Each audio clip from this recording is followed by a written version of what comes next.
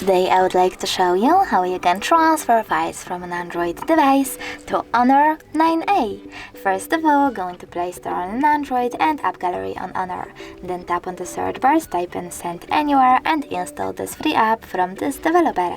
Then choose Open.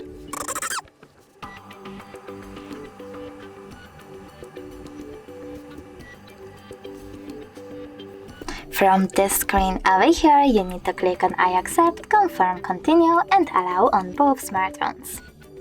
Then you can finally select Receive on Honor and Send on an Android.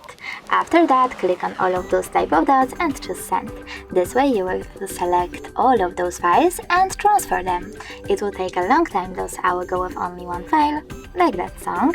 Choose Send and tap on Got It. From here we have two connection ways.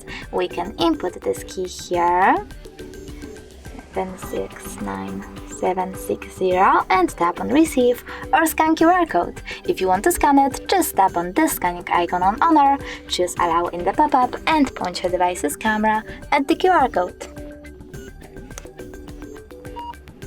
And now, after a couple of seconds, I can see that my file was successfully transferred.